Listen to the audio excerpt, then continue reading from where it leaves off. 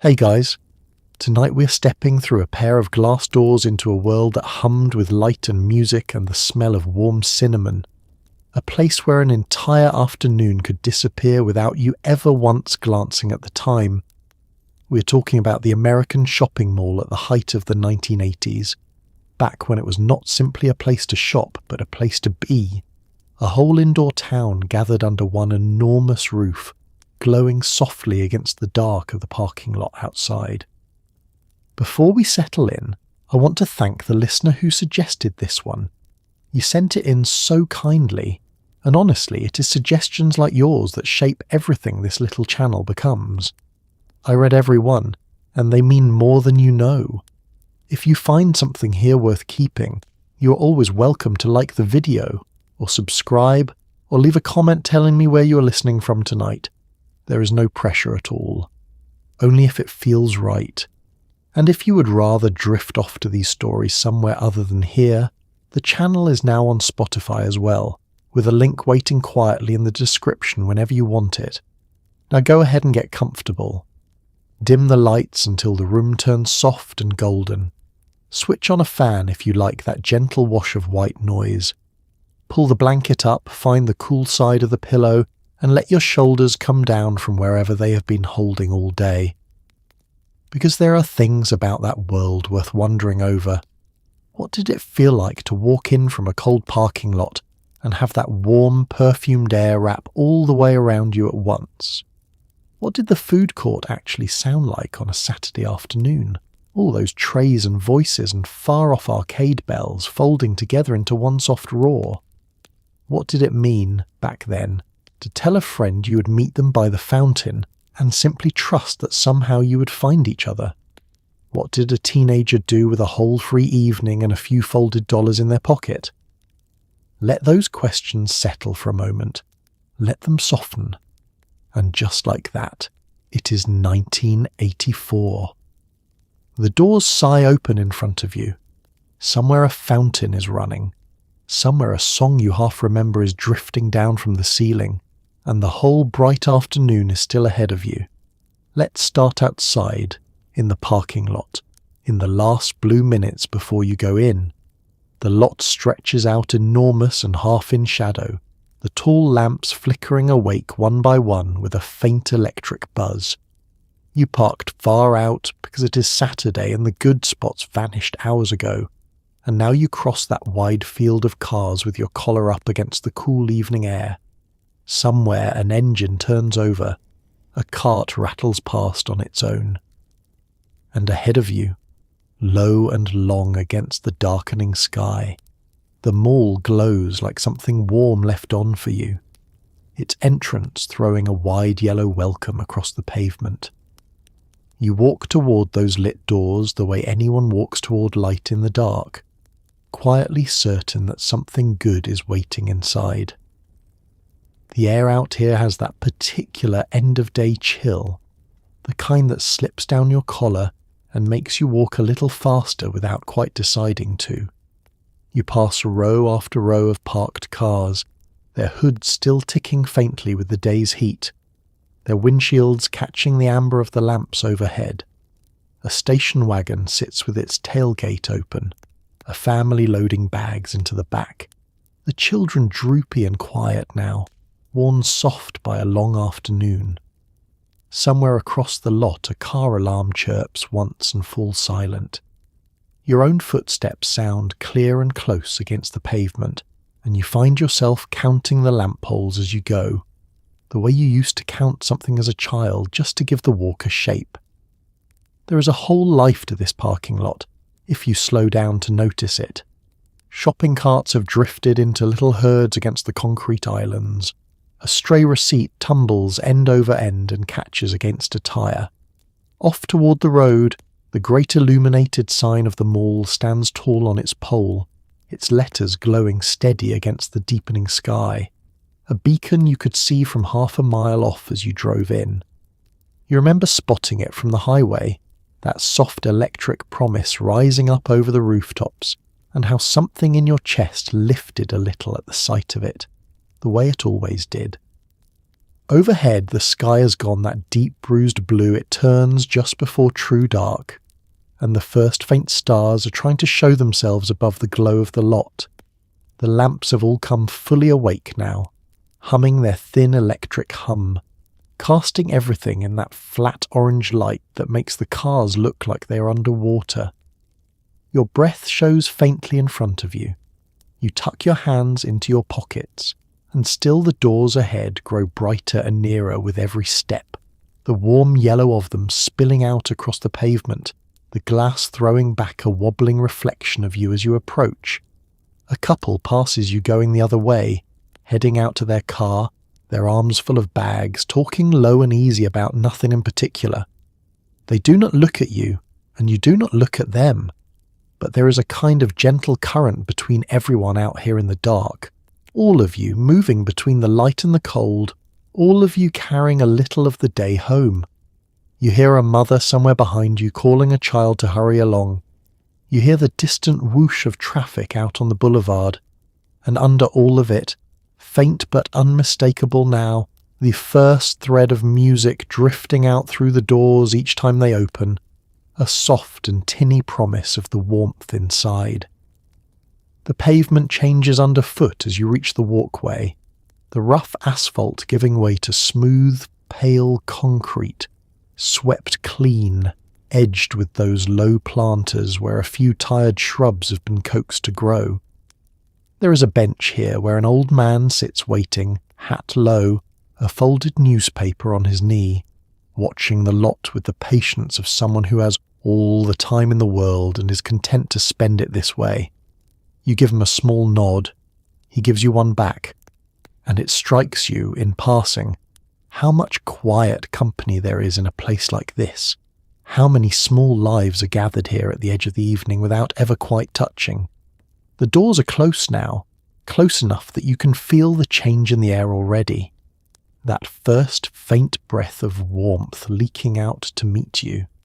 You can see people moving inside, bright and unhurried behind the glass, drifting past in that soft interior glow that seems to belong to no particular hour at all. Out here, it is nearly night. In there, it could be any time, any season, an eternal golden afternoon held safe against the dark. And you understand, standing at the threshold with your hand rising toward the door, that this is part of what draws you, this crossing over, this small nightly miracle of stepping out of the cold and into the light.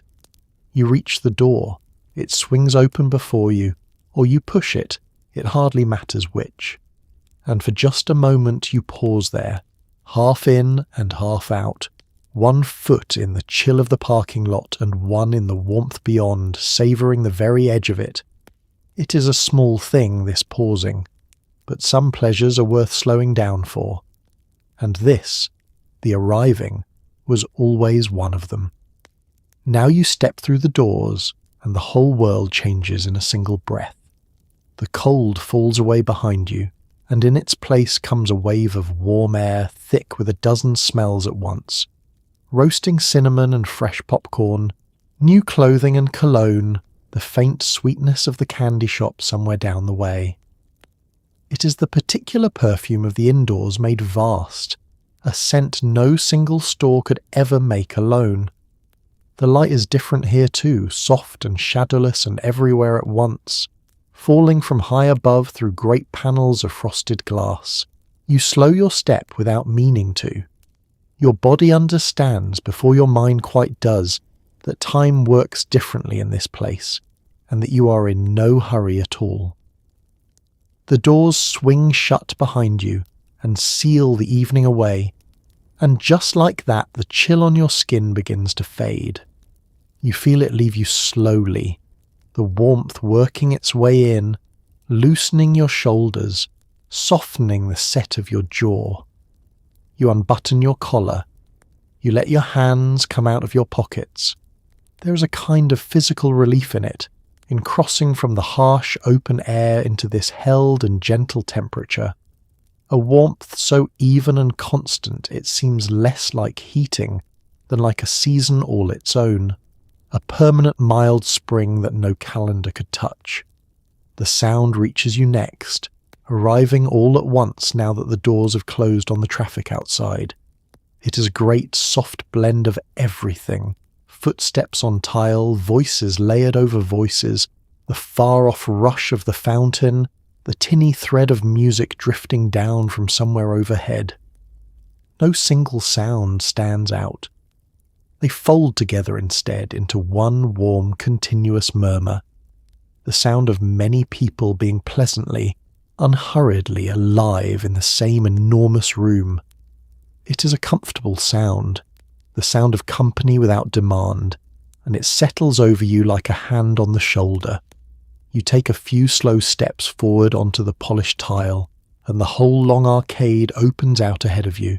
It runs on, farther than you can quite see, lined on both sides with storefronts glowing side by side, each one lit and open and offering something. The floor gleams underfoot, waxed to a soft shine, catching the light in long pale streaks. Down the centre, at intervals, stand tall planters full of green, and benches, and the occasional kiosk selling sunglasses or watches or little gold chains. And above it all arches the high ceiling with its panels of frosted glass, letting down that soft shadowless light that makes everything below look gentle and clean and somehow slightly unreal. That smell, though, is the thing that reaches deepest. You breathe it in again and try to take it apart, thread by thread. There is the warm, buttered smell of popcorn, and under it the darker sweetness of chocolate from the candy shop, and under that the heavy cinnamon of the bakery, all of it wound together with the clean, sharp scent of new fabric and the perfume drifting out from the department store's open doors. It is a smell that exists nowhere else on earth, this exact blend, and yet it is instantly, achingly familiar, the way certain smells reach past your thinking mind and straight into some older, softer part of you. You could close your eyes right now and know exactly where you are. People move around you in their unhurried currents, and you begin, without quite meaning to move among them. A pair of teenage girls drift past arm in arm, heads bent together, laughing at something. An older couple walks slowly hand in hand, in no evident hurry to arrive anywhere. A young mother steers a stroller with one hand and holds a toddler's fist with the other. Everyone here has slowed to the same easy pace, the pace of a place with no clocks on its walls, no reason to rush, no particular deadline pressing on the afternoon. And that is the strangest and finest thing about it, this suspension of time. Outside, the evening is deepening toward night. Somewhere the world is keeping its ordinary schedule, its appointments and obligations and reasons to hurry. But in here, none of that quite reaches you. The light does not change, the temperature holds, the music loops gently on. You could spend an hour here or 3 and step back out to find the sky darker than you expected, genuinely surprised that so much time had slipped by. The mall asks nothing of the clock, and so, for a while, neither do you. You stand there a moment longer, just inside the doors, letting it all settle over you, the warmth and the light and the smell and the sound. There is nowhere you need to be. There is nothing pressing on you. There is only this bright, warm, enormous room and the whole slow afternoon stretching out ahead. And you feel something in you unclench that you had not even known was clenched. Some tightness the day had left behind, easing now in this gentle indoor weather. Then you draw one more deep breath of that impossible perfumed air, and you begin, at last, to walk. It is the kind of easy contentment that is harder to find now, that feeling of stepping into a place built purely to hold you a while. But here, tonight, it is yours, and there is no reason at all to hurry through it.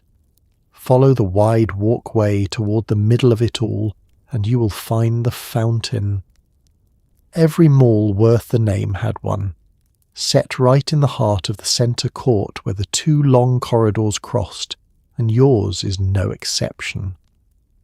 Water rises in bright arcs and falls back with a steady, soothing rush that softens every other sound around it.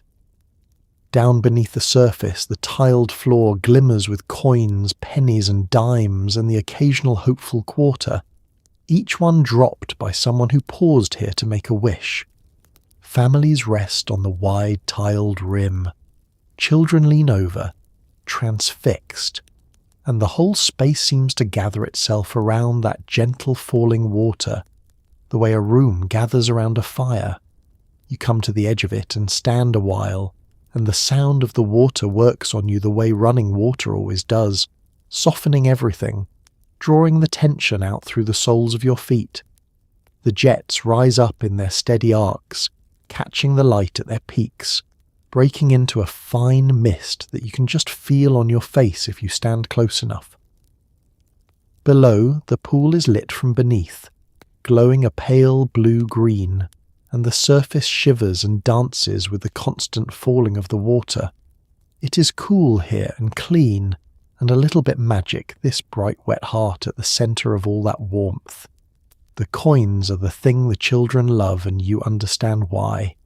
They lie scattered across the bottom tiles, dozens of them, hundreds maybe, dulled and gleaming by turns, each one thrown by a hand that paused here and wished for something. You wonder, idly, what all those wishes were. A bicycle, maybe. A good report card. A love that would last. A father home safe from somewhere far away. All of them resting together now under the shivering water, a whole quiet ledger of hope pressed into the tiled floor of a shopping mall.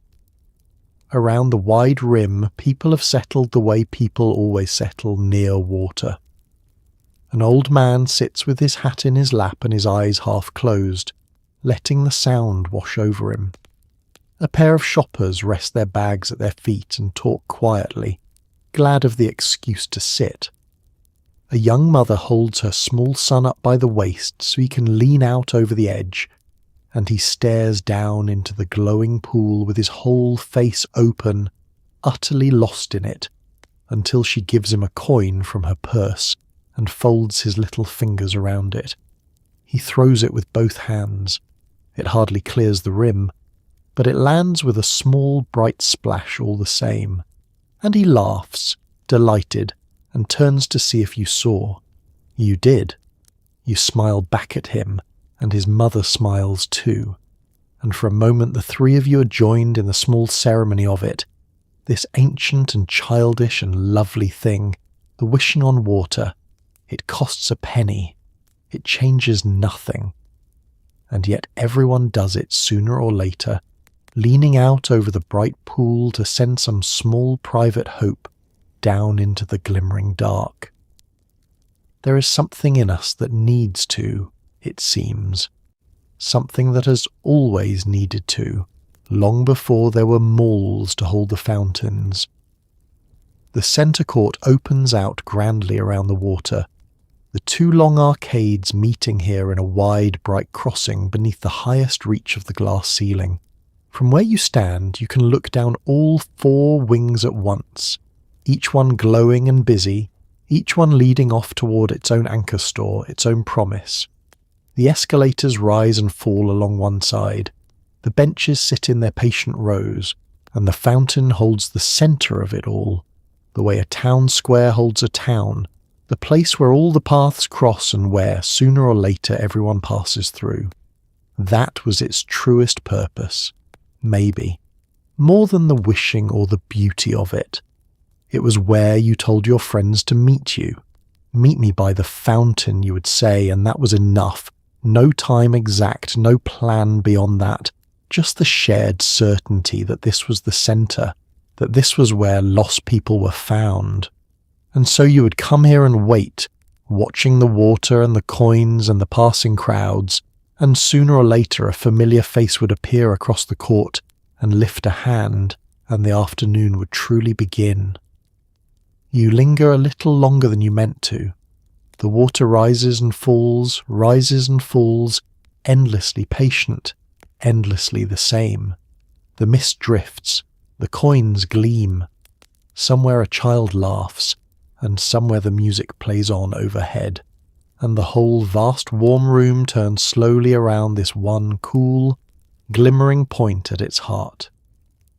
It is the kind of gathering place we do not seem to build anymore.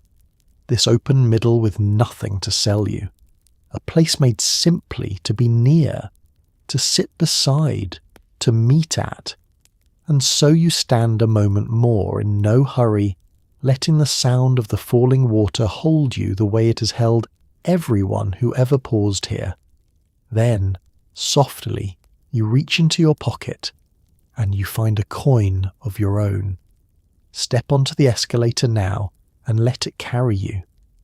The metal steps rise up smooth and endless beneath your feet, humming with that low mechanical purr, and as you climb, the whole ground floor opens out below you like a map of somewhere wonderful. You can see it all from here, the fountain shrinking, the shoppers drifting in slow bright currents, the storefronts glowing side by side down the long arcade. Your hand rides the black rubber rail, warm from the sun through the skylight above. There is a small pleasure in this, in being lifted through the open air of the atrium with nothing to do but watch. And there is a kind of quiet ceremony to it too, this slow ascent that no ordinary staircase ever gave you. The step beneath you rises in its endless rolling way, and you settle your weight and let it do the work. There is nothing to do here, nothing at all, and that is precisely the pleasure of it. On a staircase you must climb, must count your steps, must spend yourself to reach the top. But here you simply stand, patient and passenger, and the mall itself lifts you toward the upper floor, gently, mechanically, at exactly the pace it chooses. You could not hurry it if you tried, and so you do not try. You just ride and watch and rise. The view is the gift of it. As you climb, the centre court unfolds beneath you, wider and fuller than it seemed from the ground. You can see the whole shape of the crowd now, the way it flows and eddies and pools around the fountain, the way it thins down the corridors and gathers again at the storefronts.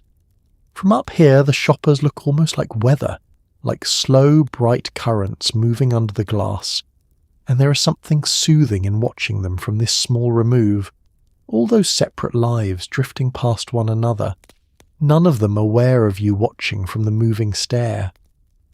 Above you, the skylights let down their columns of pale gold, and as you rise, you climb up toward that light, up out of the softer glow of the ground floor and into the brighter reach of the atrium.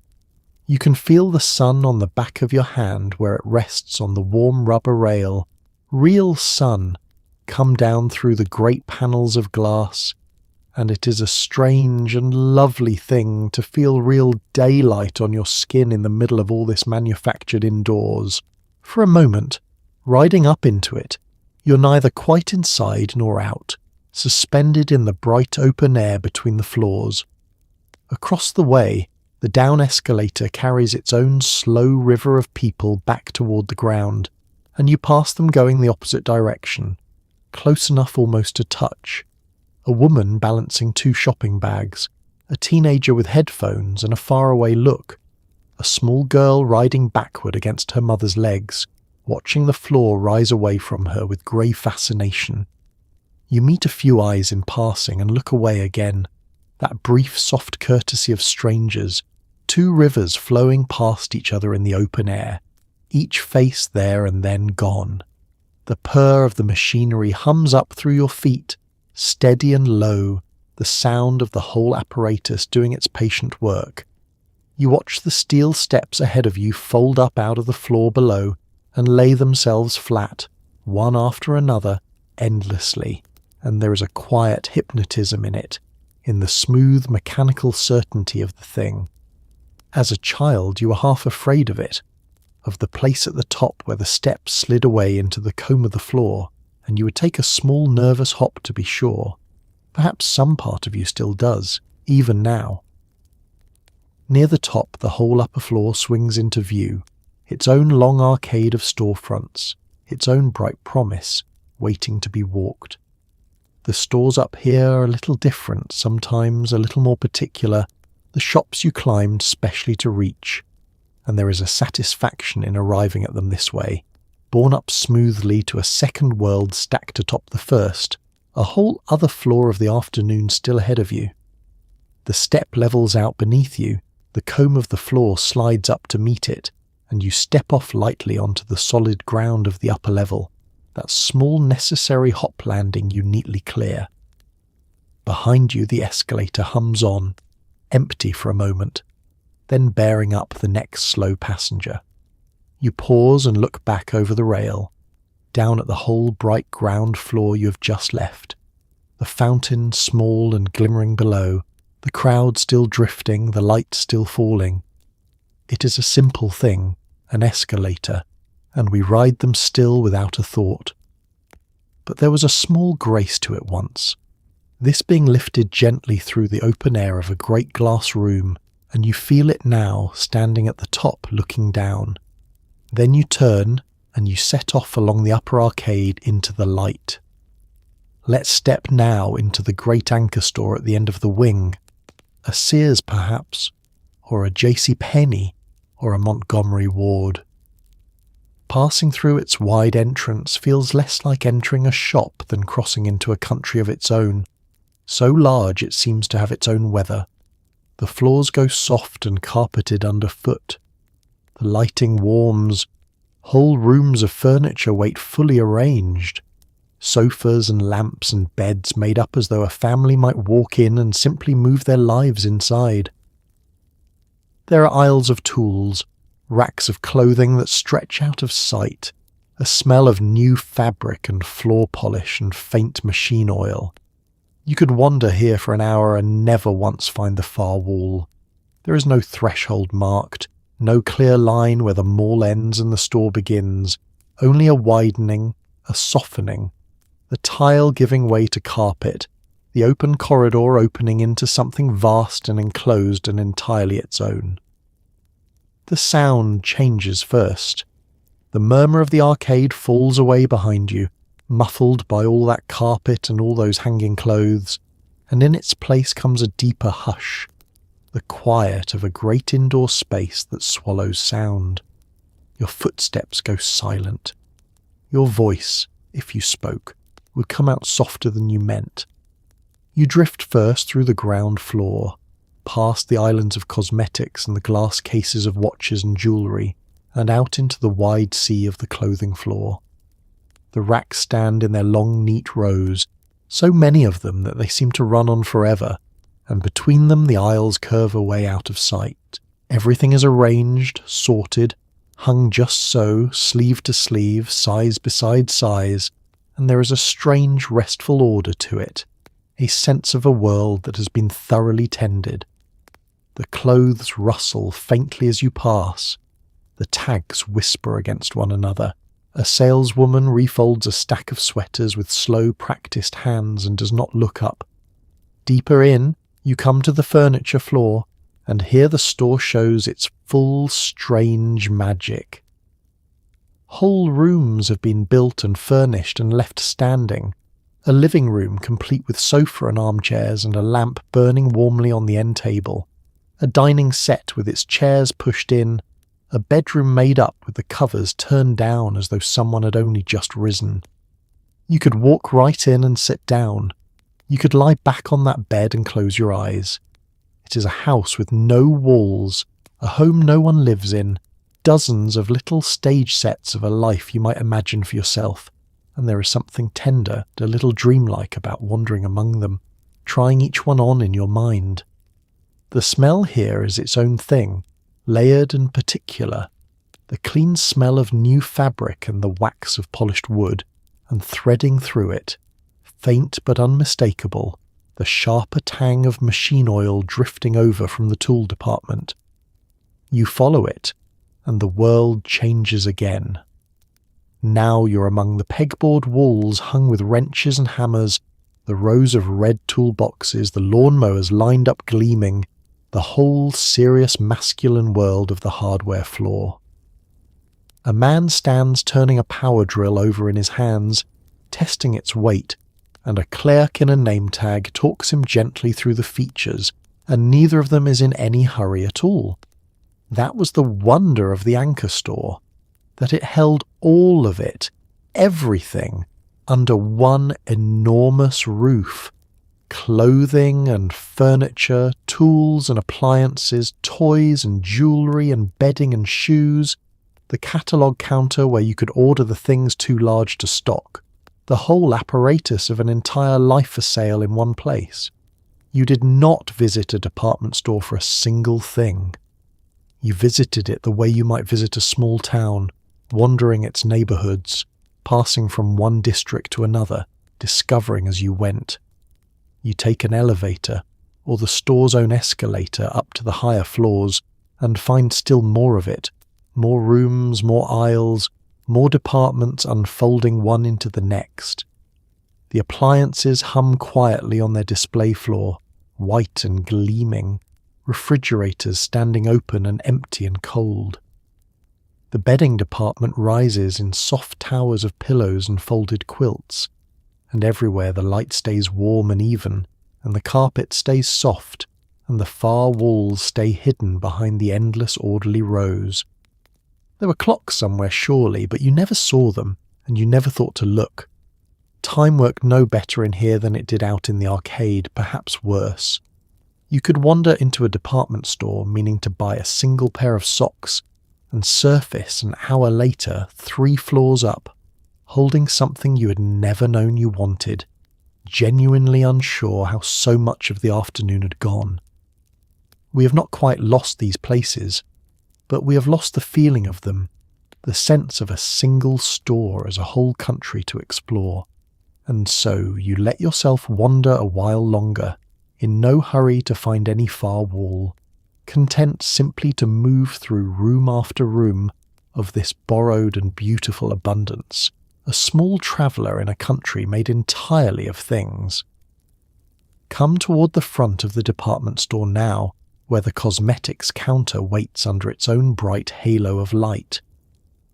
Everything here gleams, the glass cases, the mirrors, the little gold caps of 100 lipsticks lined up like soldiers.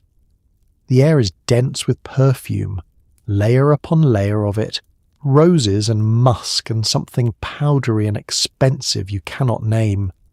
A woman in a crisp smock offers you a slip of paper touched with the season's newest scent. Nearby, a customer tilts her face toward the mirror while someone dabs colour along her cheekbone with a soft brush. There is a hush of ritual to it all, a sense that beauty is a serious and careful art, and that here, for a little while, anyone might be transformed. The light is the first thing, brighter here than anywhere else on the floor, focused and flattering, bouncing off all that glass and chrome until the whole counter seems to glow from within. You come toward it out of the softer light of the store and feel yourself step into its brightness the way you might step onto a small stage. The mirrors are everywhere, angled just so, and you catch yourself in them from 3 directions at once, and there is nowhere to hide from your own reflection, though somehow the light is kind enough that you do not mind. The smell reaches you before you quite arrive, and it only deepens as you draw near. It is not one perfume, but all of them at once, 100 bottles standing open or newly spritzed, their scents rising and mingling into a single dense cloud that hangs over the whole counter. Roses and jasmine, musk and amber, something green and sharp, something powdery and warm. It is almost too much, this density of fragrance, and yet you breathe it in anyway, deeply, because it is beautiful, because it is the smell of the counter itself, the smell of being fussed over and made new.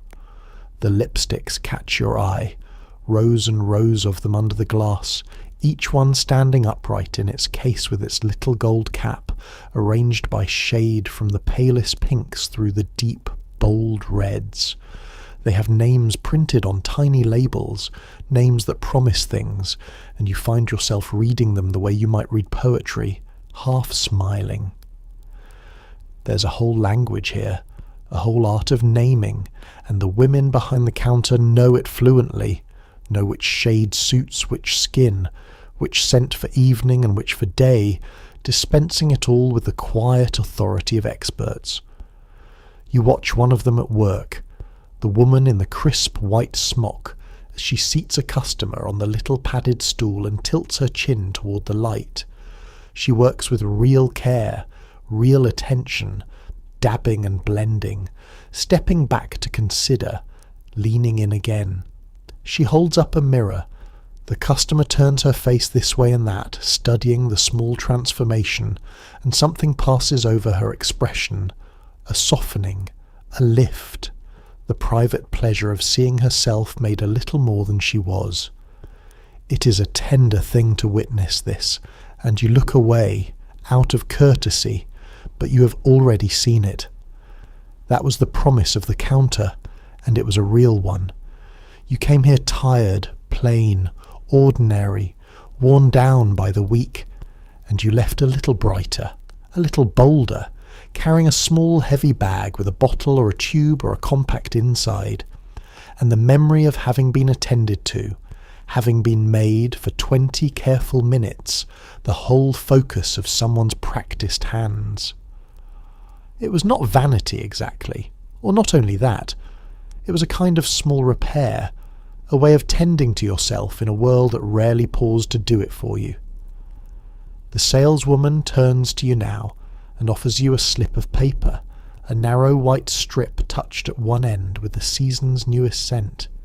You take it and lift it to your nose, and the fragrance blooms there, complicated and lovely, and she watches your face to see what it does. You tell her it is nice, and mean it, and she smiles and tells you its name, and for a moment the two of you stand in that bright perfumed halo together, two people considering the serious question of a smell. You do not have to buy anything. That was understood, always. You could stand at the counter and try the scents and admire the lipsticks and drift away again empty-handed, and no one would think the worse of you. The counter gave freely of its small pleasures, the light and the mirrors and the drifting perfume, and asked for nothing in return but your attention. It is the kind of unhurried care that feels almost extravagant now, this whole small ceremony built around making an ordinary person feel, for a little while, quietly extraordinary. And so you linger there a moment longer in the bright and fragrant hush, turning the scented paper in your fingers before you slip it into your pocket to carry with you a small trace of the counter and move on into the rest of the store. Let's head down the corridor now to the record store, where the music spills out through the open front before you even reach it. Inside, the bins run in long rows, and you walk your fingers along their edges, flipping through record after record, each cover a small square window into another world. The cassette wall glitters along one side. New releases hang overhead in cardboard displays. Somewhere a needle drops on the store's own turntable, and whatever is playing fills the whole room and quietly decides the mood of everyone in it. You could stand here for the length of a whole album, reading liner notes, deciding, undeciding, letting the sound wash over you while the afternoon slips pleasantly away. You hear it before you see it, the way you always do, the sound reaching out through the open front of the store and into the corridor, drawing you in. It is louder in here than anywhere else, and no one minds, no one shushes it. The music is the whole point of the place. It fills the room completely, floor to ceiling, and everyone inside moves to it a little, without quite knowing they're doing it. A slight nod, a tapping finger, a head tip to catch a favourite line. The bins are the heart of it, the long rows of them running the length of the floor, packed tight with records standing on their edges. You come to the nearest and begin to flip, and your fingers find the rhythm of it at once, that steady, practised motion, sliding each cover forward, glancing, letting it fall back, moving on. Each one is a small square world, a photograph, a painting, a face, a strange bold design, all of it printed large enough to hold in both hands and study. You did not just hear music here, you held it, you read it. You judged a whole record by the cover before you ever heard a note, and half the pleasure was in the guessing. Along one wall the cassettes hang in their tight plastic rows, glittering under the lights, and along another the newest releases stand propped up in their cardboard displays, the big names of the season, the albums everyone is talking about. Posters cover whatever wall is left, bands staring down at you with their studied cool, and the whole ceiling seems to hang with promotional cutouts, turning slowly in the drift of the air conditioning. It's a cluttered, crowded, glorious place, dense with more than you could ever take in, and that density is its own kind of invitation. You come to a record you half recognise and lift it out, and turn it over, and read the back the way you were meant to, the track listing, the little notes, the names of the players and the studio and the year. You study the front again. You imagine what it sounds like. This was the ritual, the long careful weighing of it, because a record cost real money, more than you could spend lightly, and you might only buy the one, and so you had to be sure. You would stand here whole minutes with a single album in your hands, deciding, undeciding, setting it back, picking it up again. Around you the other customers move through the same slow ceremony. A boy stands utterly still before the new releases, headphones from the listening station clamped over his ears, lost entirely, his lips moving faintly to words only he can hear. Two girls debate something in low, urgent voices, passing a record back and forth between them. An older man flips patiently through the jazz bins in the back, in no hurry, a small stack of fines tucked under his arm. Everyone here is chasing the same thing, that private jolt of recognition, the song that seems to have been waiting just for them. And over all of it plays the store's own turntable, up behind the counter, where the clerk chooses what the whole room will hear. Whatever is spinning there sets the weather of the place, and when the song changes you feel the mood of the room turn with it, a little brighter, a little slower, a little more electric. Sometimes it is something you know and something in your chest lifts. Sometimes it is something you have never heard, and you drift up to the counter to ask what it is, and the clerk tells you, pleased to be asked, and just like that you have found something new to want. That was the gift of it really, the discovery, the way a record store could hand you a whole new corner of the world you had not known was there. You came in for one thing and left with another, something the clerk played, something a cover promised, something a friend swore by, and you carried it home in its thin flat bag and could not wait to lay it on the turntable and hear the whole thing through. It is a slower way of finding music than we have now, this flipping and weighing and asking, and we've gained a great deal in trading it away. But we lost this too, this room, this ceremony, this pleasure of standing among the bins for the length of a whole album, in no hurry at all, letting the sound wash over you while the afternoon slipped pleasantly, unhurriedly, away. Slip now into the bookstore, a Walden Books or a B, Dalton tucked between the brighter shops, and feel how the noise of the mall falls away the moment you cross the threshold. The light is warmer here, the carpet thicker, the air touched with that particular smell of new paper and glue and ink.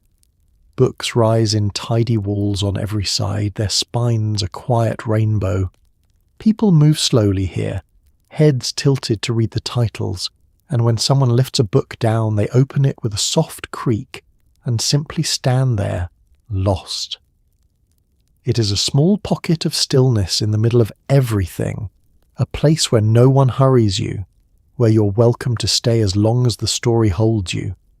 The change comes over you the moment you step inside, a settling, a quieting, as though the shop itself had asked you gently to lower your voice.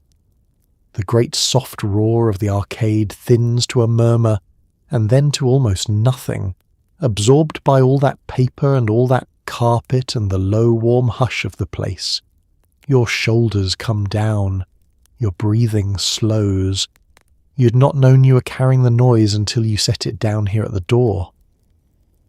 The light is warmer, dimmer, kinder to the eyes than the bright wash of the corridor outside. It falls softly over the shelves, and the shelves are everywhere, rising floor to ceiling on every wall, ranged in close rows down the middle, so that to walk here is to move through narrow canyons of books. The spines make their quiet rainbow along each shelf, thousands of them, and you tilt your head the way everyone does, reading the titles sideways, your eyes travelling along the rows in search of something you cannot yet name. The smell is the thing that reaches deepest, that particular smell of a bookstore, new paper and fresh ink and the faint sweetness of binding glue, cool and clean and full of promise. You breathe it in, and something in you responds to it. Some old association with quiet rooms and long afternoons and the pleasure of being alone with a page. It is a smell that has never once let you down, the smell of stories not yet read, of worlds still folded shut, waiting. You drift along a shelf and let your hand rise to a book and draw it down, and it opens with that soft dry creak of a spine bent for the first time, and then you simply stand there, as everyone here stands, reading. A first page, a middle page, the words on the back. You lose the thread of where you are entirely, sunk into the small private world the book has opened, and around you others stand exactly the same way, each one bent over an open book, each one gone somewhere else, a whole roomful of people standing perfectly still and travelling far. No one hurries you here. That is the quiet miracle of it. There is no clerk at your elbow, no pressure to choose, no sense that you're overstaying. You may read a whole chapter standing in the aisle if you like, may sink down and sit against the shelves with a stack beside you, may come in with no intention of buying anything at all and simply spend an hour among the pages. The bookstore understands that this is part of it, that browsing is its own reward, that a reader must be allowed to wander and dip and sample before the right book finally reaches out and takes hold. You move deeper in, past the tables piled with the season's big releases, past the tall spinning racks of paperbacks, back into the quieter corners where the specialised things live, the histories and the poetry and the odd small volumes no one else seems to want. It is dimmer still back here, and quieter, and you can hear the faint turn of a page somewhere nearby, and the soft settling of the building around you. A person could hide here. A person could be perfectly, contentedly alone. That was what the bookstore offered, tucked there between the loud, bright shops. A small sanctuary of stillness for anyone who needed one.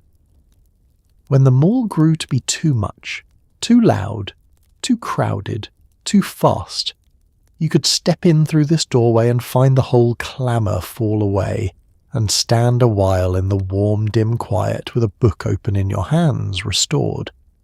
We have not lost bookstores altogether, and thank goodness for that.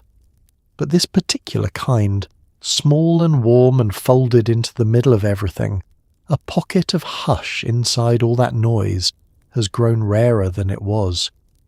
And so you stay a while longer than you meant to, turning the pages of something that has caught you in the good soft silence, welcome to remain as long as the story holds you. And it holds you a good while yet. Now let's follow the noise toward the arcade, that dim cavern of light and sound down at the far end of the wing. Even before you reach it you can hear it, the electronic chirps and blasts, the rattle of tokens, the low, triumphant music of a game being won.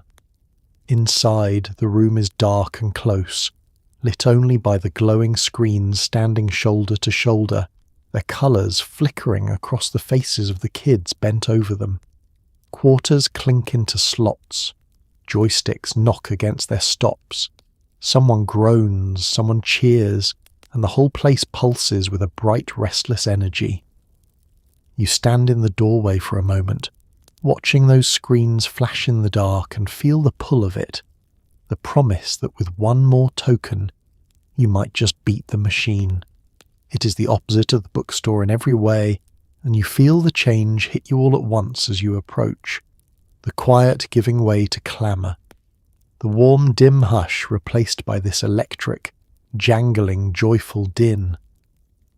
The sounds tumble out of the doorway ahead of you, bright and mechanical, 100 games all singing their own separate songs at once, none of them agreeing, all of them insistent. It should be chaos. Somehow it is not. Somehow it braids together into one great restless pulse, the sound of the arcade being fully, gloriously alive.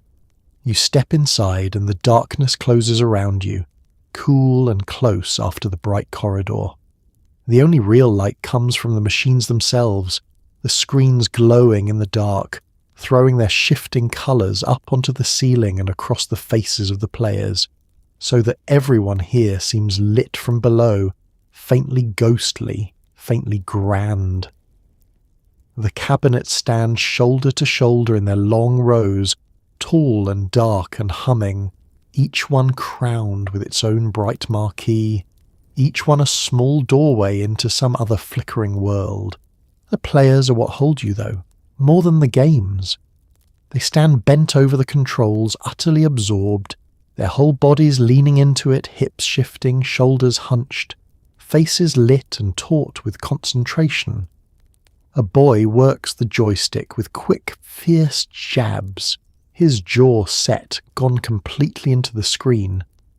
Behind him a small crowd has gathered to watch, the way a crowd always gathered around whoever was doing well, and they lean in with him, and groan when he stumbles, and let out a ragged cheer when he pulls through. There is no prize for it, no reward but the doing, and yet nothing in the world is more important just now than the next screen. The quarters are the pulse of the place, the currency of it, and you hear them everywhere, the clink of them dropping into the slots, the rattle of a pocketful of them, the heavier clatter of the change machine dispensing a fresh handful in exchange for a folded bill. A quarter bought you a life, a chance, a few bright minutes against the machine, and you spent them the way you spend anything precious, carefully, hopefully, always sure that this time would be the time. And when the quarters ran out, you dug for more, and when the pockets were empty, you fed another $1 to the change machine and started again.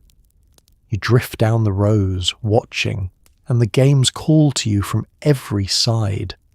Their attract screens flashing and looping, daring you to step up. This one you know, that one you have heard of. This one is new, and a knot of kids has formed around it, and you edge in to see what all the fuss is about. The screen dazzles, the sound blares. Someone is doing impossibly well, and the crowd murmurs its approval, and you find yourself murmuring too, drawn into it. One more face lit blue and gold in the flickering dark. That was the pull of the place. Always. That promise the machines held out. That this time, with one more token, you might just do it, might beat the score, might reach the screen no one had reached, might for one shining afternoon be the best in the room. It hardly ever happened. That was fine. The chase was the thing. The leaning in, the trying, the small, fierce hope of it, quarter after quarter, screen after screen. You find a machine of your own at last, a favourite, or something that catches your eye, and you dig into your pocket and find a quarter warm from your hand. You drop it in. It falls with that satisfying clink, and the machine wakes to you, and the screen blooms bright in front of your face. and for a few minutes nothing else exists at all. Not the mall, not the day, not the world outside the dark. Only you and the machine and the small electric universe glowing between you. It is a kind of joyful, absorbing, quarter-fed happiness that the world has moved on from now, this whole dim humming cavern full of strangers all chasing the same bright dream. But here, tonight, in the flickering dark, it is yours, one token at a time. And somewhere in the room a machine sings out its low triumphant song, and someone has just, against all odds, beaten it. Let's climb up to the food court now, at the busy heart of a Saturday afternoon.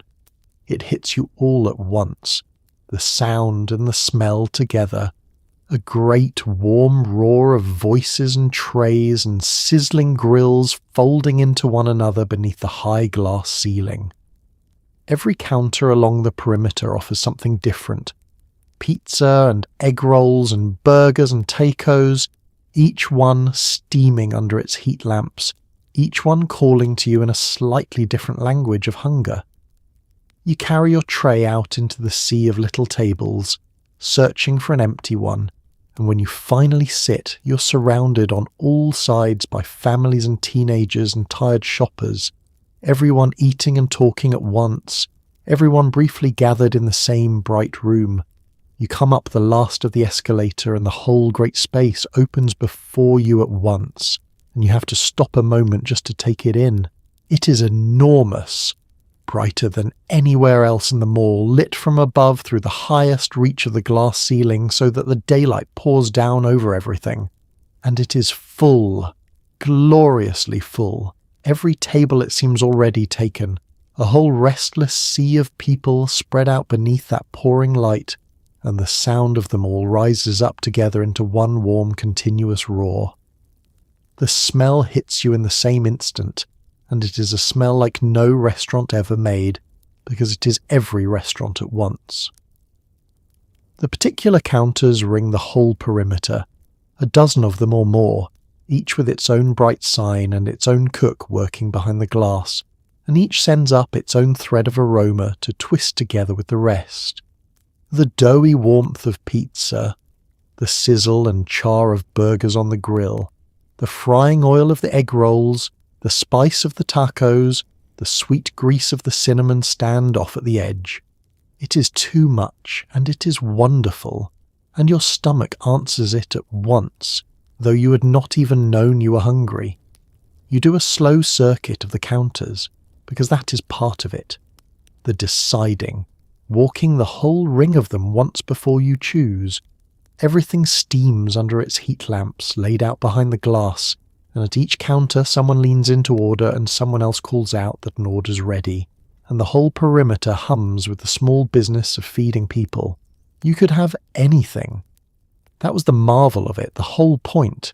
Your friend wants pizza, and you want the egg rolls, and the child wants a burger, and no one has to agree. Everyone simply peels off toward their own counter and meets again at the table with a tray full of whatever they pleased.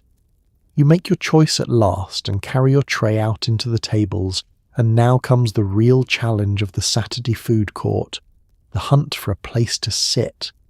The tables stretch out in every direction, little round ones and long ones, most of them full, and you move among them with your tray held carefully, scanning, waiting, watching for a family to gather their trash and rise. You find one at last, or half of one, and you set your tray down and claim it, and settle into the moulded plastic chair and let out a small breath. You have arrived. You are fed. You have a seat in the middle of it all, and then you simply sit and eat and let the whole enormous room wash over you. All around you, at every table, life is happening at once. A family works through a scattered feast of 4 different meals, the children kicking their feet, the parents one soft and glad to be sitting. A knot of teenagers has pushed 2 tables together and sprawls across them, loud and laughing, in no hurry to leave, nursing their drinks long after the food is gone. An old couple shares a single order between them, quietly, comfortably saying little. A tired shopper sits alone with her bags heaped on the chair beside her, resting her feet, watching the crowd the way you're watching it. That was the true thing about the food court. More than the food itself, this bringing together, this gathering of every kind of person into one bright room to sit and eat and rest a while. Nowhere else in the mall did quite so many different lives come to rest so close together, elbow to elbow, tray to tray, strangers all, briefly sharing the same enormous table. You did not speak to most of them. You did not need to. There was a companionship simply in being there among them, all of you fed and seated and pausing together in the middle of the busy day. The roar of it settles into a kind of comfort after a while, once you have stopped straining to pick any single thread out of it. It becomes a warmth, a company, the sound of the world being full and alive and glad all around you. You eat slowly, you watch. You're in no hurry to give up your hard-won seat. The light pours down through the glass. The trays clatter, the grills sizzle on, and somewhere a tray tips and falls with a great crash, and the whole food court turns to look, and then, kindly, turns back. It is the kind of easy, crowded, human gathering that we do not quite make room for anymore. This great bright commons under the glass where anyone at all could come and sit and rest. But here, on a Saturday at its peak, it is yours to sit in as long as you like.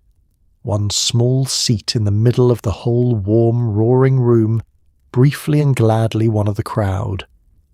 Stay a moment longer near the food court and let your nose lead you this time. There is a smell that belongs to the mall and to nowhere else quite the same. The warm, heavy sweetness of cinnamon and melting sugar drifting out from the bakery stand. Fresh cinnamon rolls turn golden behind the glass. A cookie counter sends up its own buttery cloud, the sheet trays coming out soft and warm. Somewhere close by, hot pretzels twist under salt, and the frozen sweetness of an orange Julius churns thick and cold in its machine. You may not even be hungry, but the smell reaches something older than hunger. Something that simply wants to stand here a while and breathe it in. You let it pull you, the way it always pulled everyone, drawing you off the main current of the walkway and toward its source. And there it is, the little bakery stand tucked into its corner, all glass and warm light, and behind the glass the great trays of cinnamon rolls turning slowly golden in the ovens. You can see the sugar bubbling at their edges, the swirls of cinnamon dark against the pale dough, the glaze going glossy as it warms. A woman lifts a fresh tray out with both hands, and the smell of it rolls out over the counter and reaches you where you stand, and something in you simply gives way to it.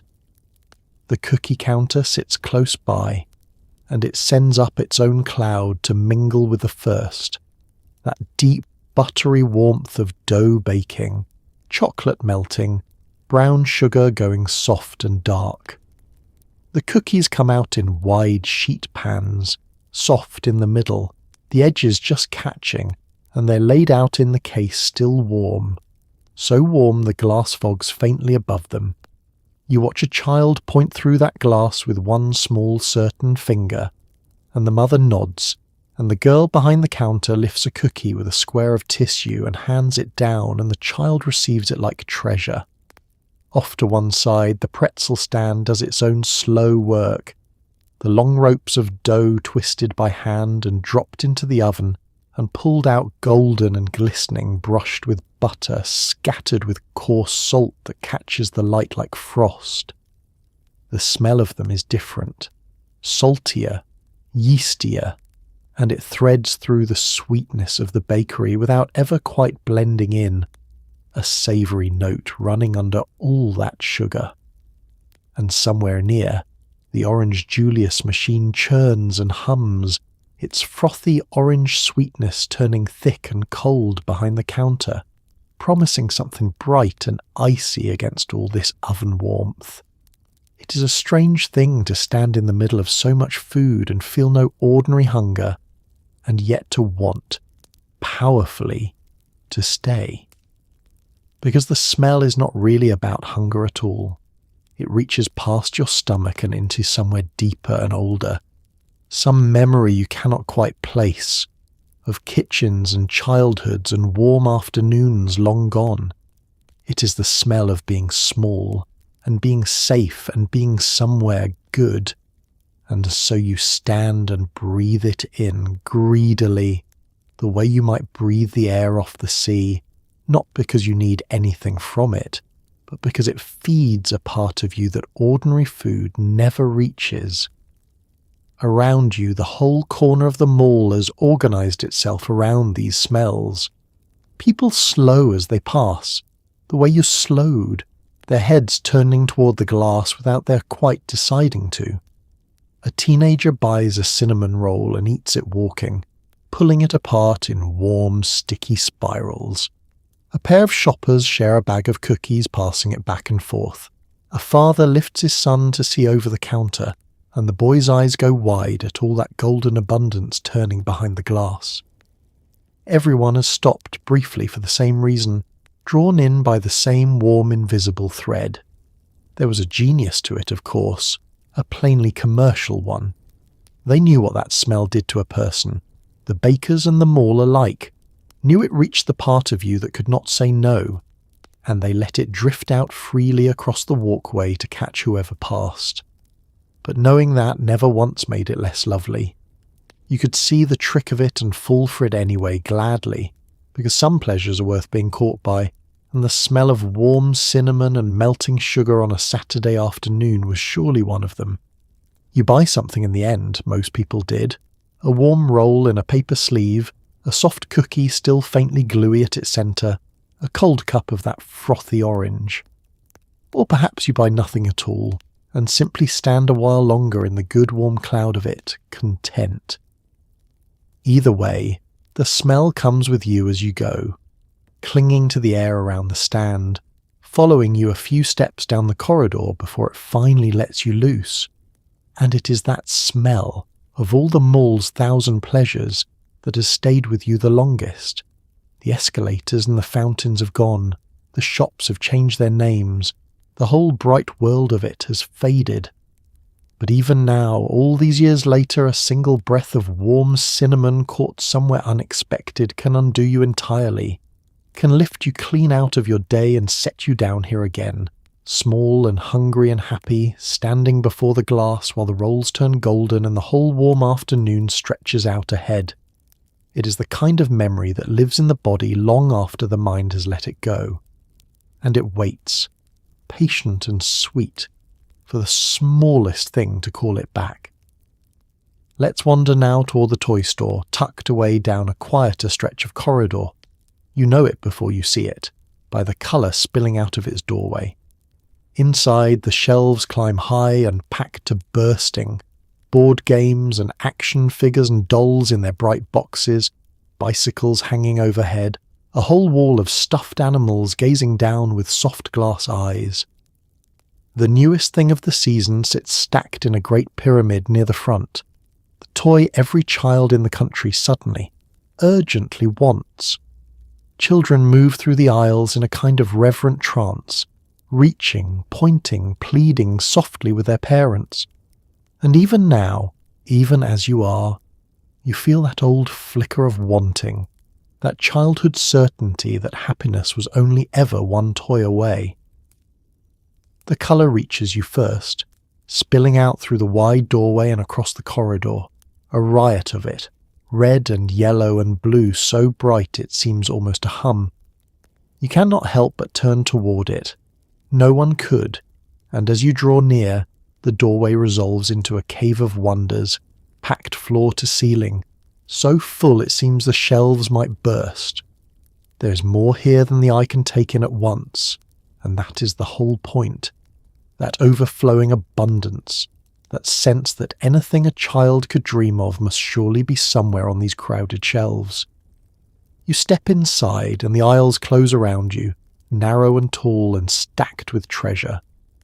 The board games rise in their bright boxes stacked 10 and 12 high, promising rainy afternoons and family evenings and the particular joy of beating your older brother at last. Farther along, the action figures hang in their rows on the pegboard walls, each one sealed in its plastic bubble, each one a small hero waiting to be freed. The dolls sit in their windowed boxes with their painted eyes and their careful hair, looking out at the children who look in at them, and it's hard to say sometimes who is studying whom. Above your head, the bicycles hang from the ceiling, wheels turning slowly in the drift of the air, their frames gleaming, their handlebars trailing bright plastic streamers. A child could stand beneath them and look up and simply ache, the way you ache for a thing you're not yet quite big enough to have. And along the whole far wall rises the great soft mountain of stuffed animals, bears and rabbits and dogs and things half invented, all of them gazing down with their soft glass eyes, all of them wanting, it seems, to be taken home and loved.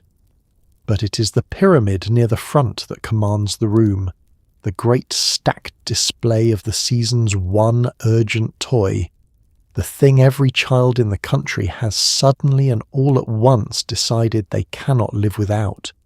You know the kind. There was always one.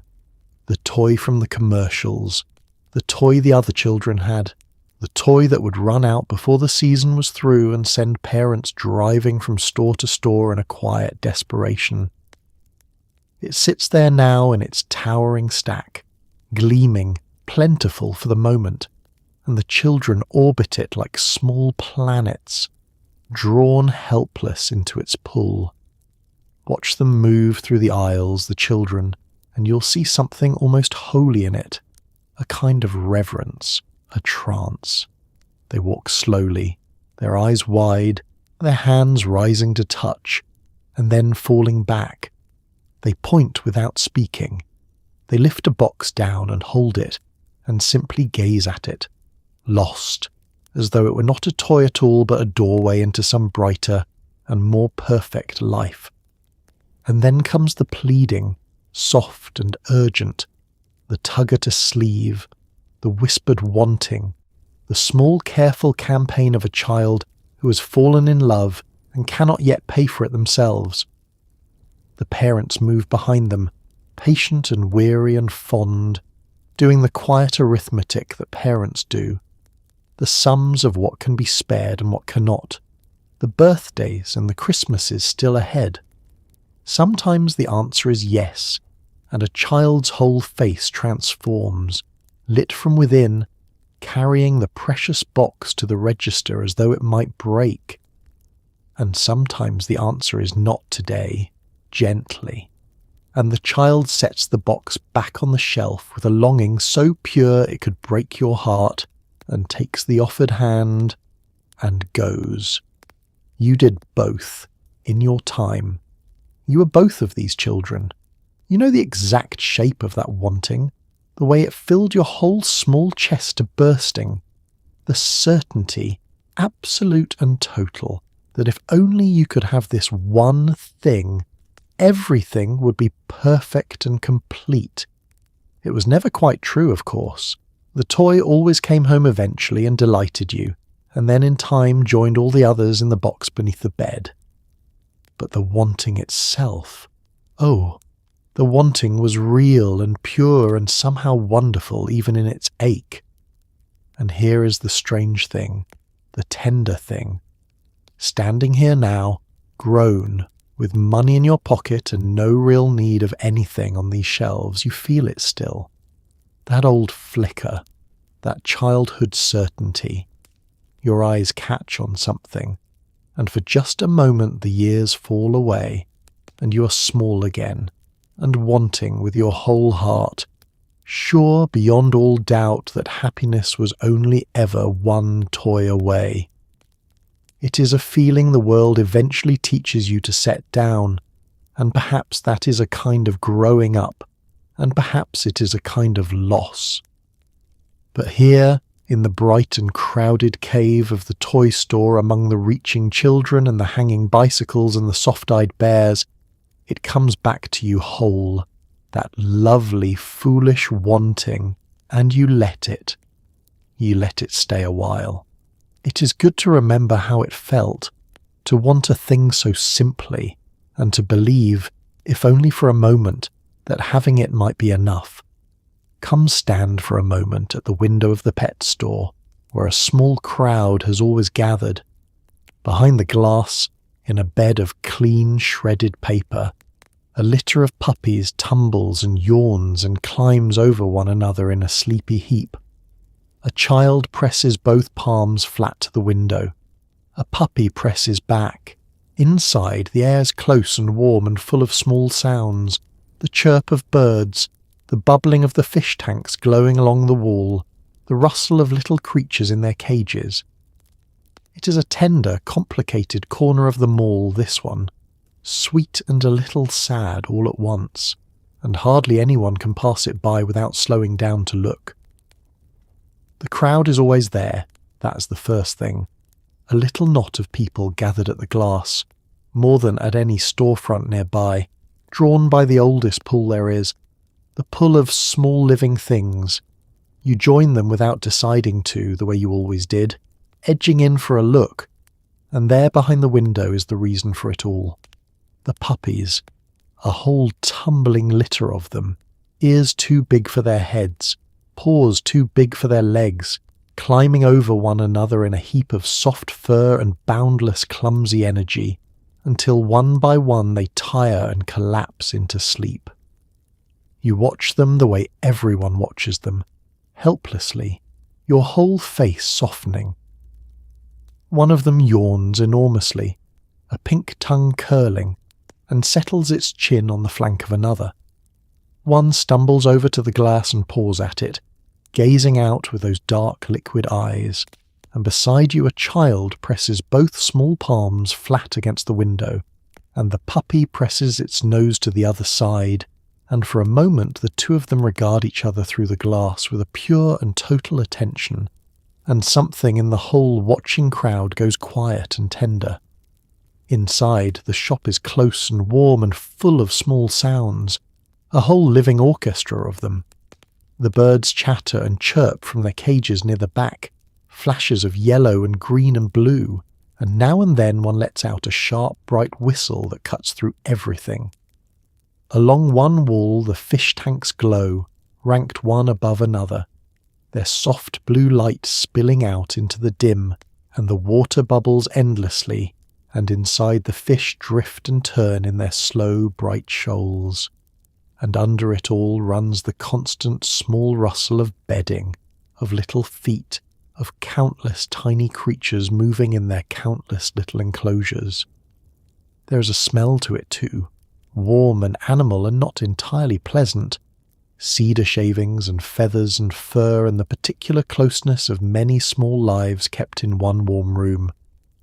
But no one minds it, or no one minds it enough to leave, because the wanting is too strong. That ache to hold one of the puppies, to feel it squirm and settle warm against your chest, to take it home and love it all its life. Children feel it hardest, of course, and press it hardest, the pleading rising up at the pet store window with a special urgency, because this is not a toy that can be set back on a shelf. This is a life, and a child knows the difference even when they cannot say it. And that is the complicated thing about this corner, the thing that sits just beneath the sweetness, because you are older now, and you know things the child at the glass does not yet know. You know where some of these small lives may end up, and where some may not, and you understand, in a way you did not once, that a shop window full of living things is a tenderer and more troubling place than it seems. The joy of it is real. So is the small ache underneath, and the two of them sit side by side here at the glass, inseparable, the way they always did. But the child does not carry that weight, and thank goodness for that, and neither for a moment do you.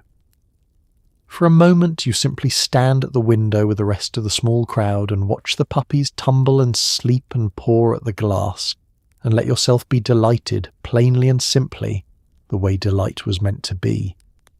A little girl beside you laughs out loud as one puppy tips over another. Her father laughs too. The whole crowd shares it. That easy warmth, strangers all, brought together at the glass by the same soft pull. It is a strange and lovely thing, when you think of it, that a shopping mall should hold a window full of breathing, sleeping, tumbling life, right there between the shoe store and the card shop, free for anyone at all to stop and watch.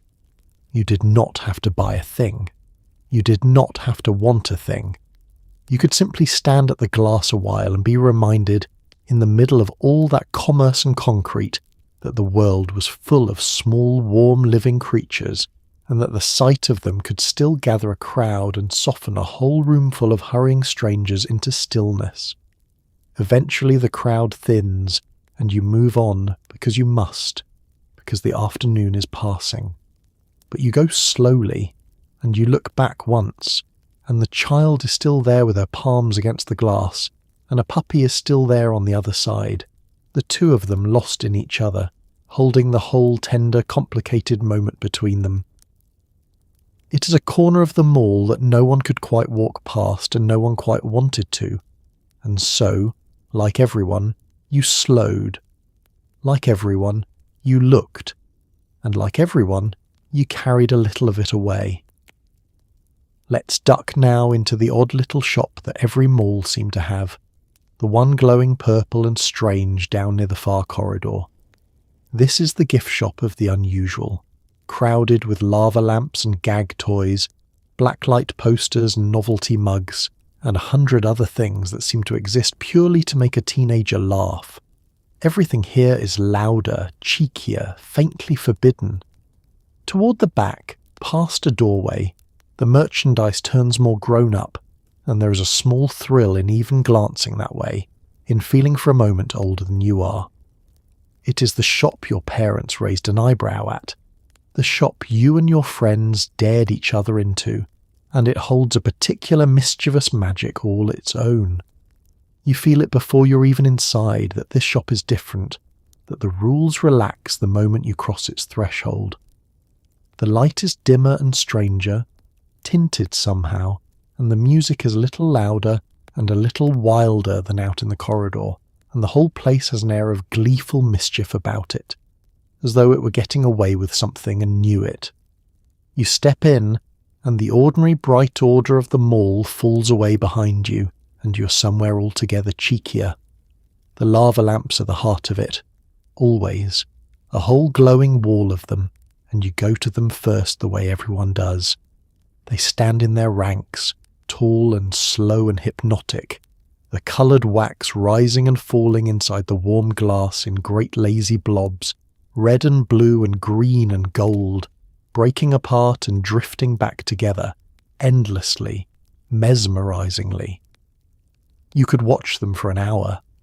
Beside them the plasma globes crackle, reaching their pink threads of lightning toward any hand laid on the glass, and children and grown-ups alike press their palms flat and watch the light leap eagerly to meet them. Everywhere else the shelves are crammed with things that seem to exist for no reason but delight, or mischief, or the pure joy of the absurd. Gag toys and rubber creatures, mugs printed with jokes, whoopee cushions and fake spilled drinks and stink bombs in little boxes, buttons and patches with sayings on them your mother would not approve of. It is all a bit much, a bit loud, a bit tasteless in the most wonderful way, and that is exactly the appeal, that here at last is a shop that does not care to be respectable, a shop built purely to make a 14-year-old cackle. The posters are their own attraction, rolled up in their bins or hung across the walls, and toward one corner they glow under the black light, the colours leaping electric and strange, bands and slogans and swirling designs that seem to hum with their own private energy. You stand in that violet glow and your own white sleeves light up ghostly and blue, and your friend's grin flashes eerie in the dark, and you both laugh, because everything about this corner feels a little illicit, a little charged, a little more grown-up than you actually are. And then there is the back.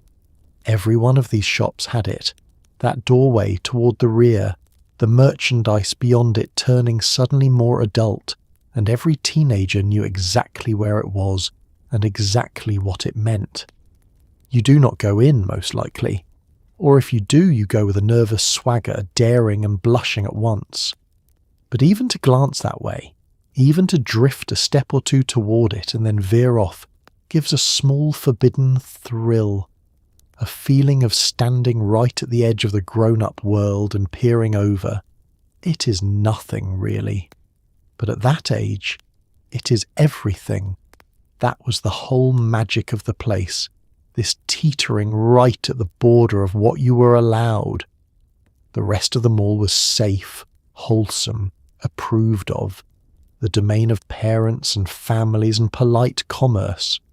But this shop, glowing purple down at the far end of the wing, belonged to something else, something cheekier and freer and faintly rebellious. And stepping into it was a small declaration that you were growing up, that you had a sense of humour your parents might not share, that you were beginning to have a world of your own. You came here with your friends, of course, never alone, because half the fun was in the daring of it, in the shared conspiracy of it. You egged each other on. You held up the rudest thing you could find and watched your friend dissolve into laughter.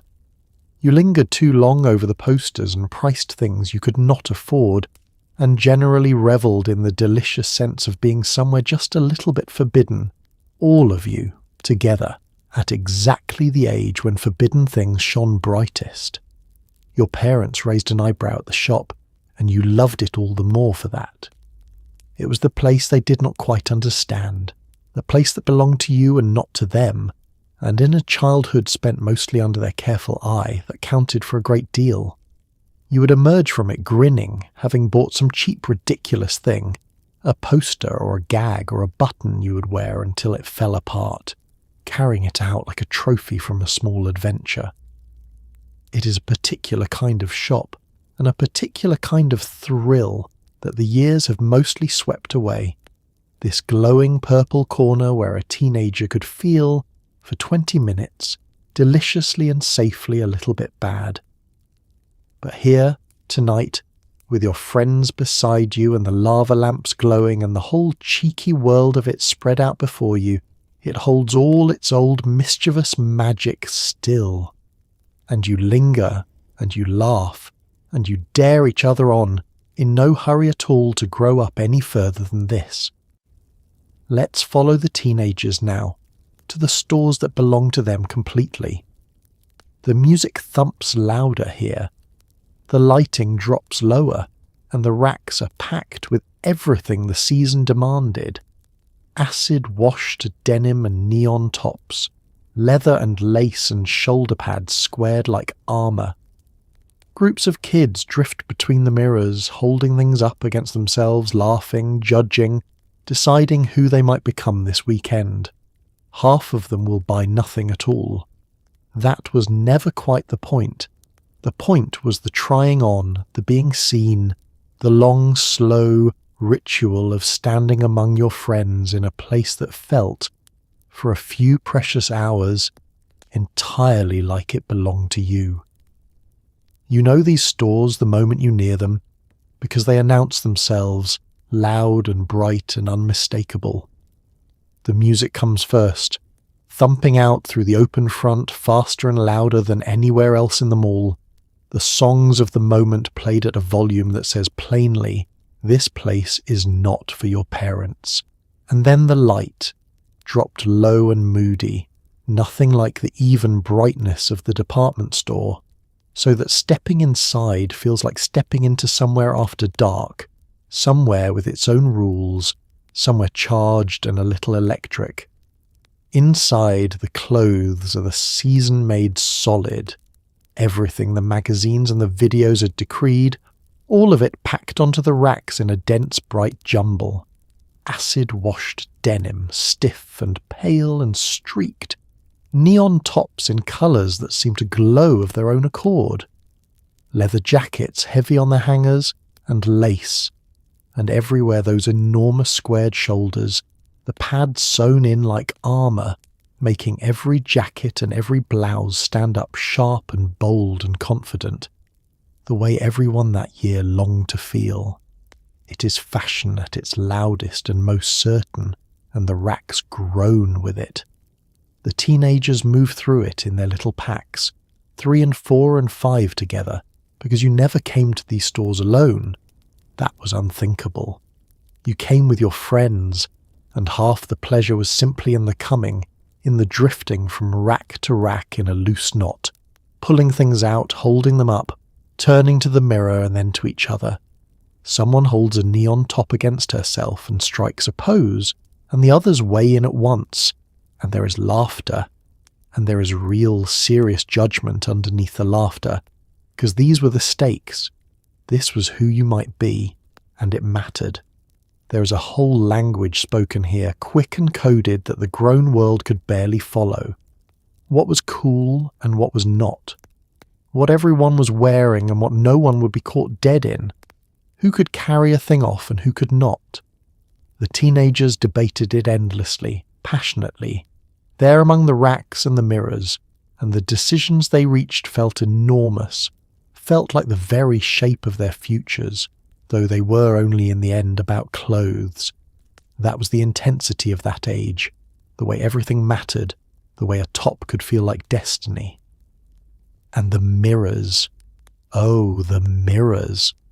They were the true centre of these stores, more than the racks, and the kids gathered before them in clusters, holding things up, turning this way and that, studying the reflected selves they might become.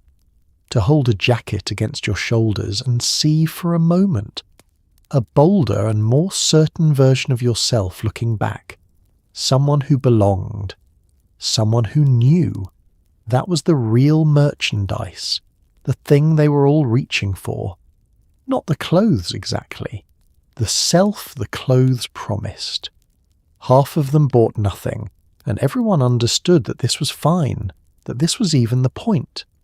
The trying on was the thing, the gathering, the being seen and seeing, the long, slow, luxurious ritual of an afternoon spent among your friends in a place that felt, for those few hours, entirely and gloriously yours.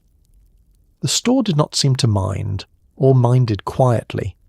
It understood what it was, this loud, dim, charged room, understood that it sold not only clothes but a place to be young in, a stage on which to practice becoming yourself. Because that was what it truly offered, when you looked past the racks, a place to belong. The mall had its family corners and its grown-up corners, but this was territory that belonged to the young, claimed by the sheer force of their presence. The music turned up for them, the light turned down for them, the whole space given over to their loud, bright, urgent business of figuring out who on earth they were going to be. And they knew it, and they came, weekend after weekend, drawn by that rarest of things at that age, a room that was theirs. You remember it, don't you? That particular feeling, the pack of your friends around you, the music thumping, the whole long golden afternoon of it stretching out. You remember holding some ridiculous, bold thing against yourself and laughing, and half meaning it, and seeing in the mirror a flash of someone you were still only becoming. You remember that it felt like everything, and in a way, at that age it was. It is a kind of belonging the young do not find quite so easily now, this loud, bright room set aside for them, this weekend territory of the almost grown. But here, tonight, with the music thumping and your friends beside you, and the whole store glowing dim and electric, it is yours completely. And you linger among the mirrors, in no hurry at all, trying on selves, being seen, wholly and simply young. Step into the shoe store now, and settle onto one of the low-padded benches along the wall. A salesperson kneels before you with that cold silver measuring device, sliding the little bar up snug against your heel and your toes, reading off the number as though it were important, which somehow it was. Then they disappear into the back, into that mysterious stockroom stacked to the ceiling, and return with a tower of boxes just for you. The smell of new leather and rubber and cardboard fills the air. You lace up a pair and walk the little strip of carpet, testing them, and everyone politely watches your feet. There was a care to it, a patience, that is harder and harder to find now. The store is quieter than the ones the teenagers claimed, calmer, more orderly. The shoes displayed one of each along the walls in their neat ascending rows, the left foot always facing out. You come in and a salesperson greets you, a real one, whose whole job is to help you find a shoe that fits. And there is something almost old-fashioned about it even then, this attention, this readiness to serve. You tell them what you're looking for, and they nod and gesture you toward the benches, and the ritual begins. You sit on the low-padded bench, and the salesperson kneels down before you, and out comes that curious silver instrument, the foot measure, cold and heavy and precise. They slip your foot onto it and slide the bar up snug against your heel, and then work the other bar in against your longest toe and study the little numbers stamped along its length and read off your size with a small satisfied certainty. It always felt like a minor examination. This, a bit clinical, a bit important. Your foot handled and measured and pronounced upon by someone who did it 100 times a day and still gave it their full care. Then they rise and disappear, back through a doorway into that mysterious realm no customer ever saw, the stockroom, stacked, they always said, to the ceiling with boxes, a whole hidden warehouse of shoes in every size behind the modest sales floor. You could hear them back there, the shuffle and scrape of boxes being drawn out and slid back, the soft thump of the search.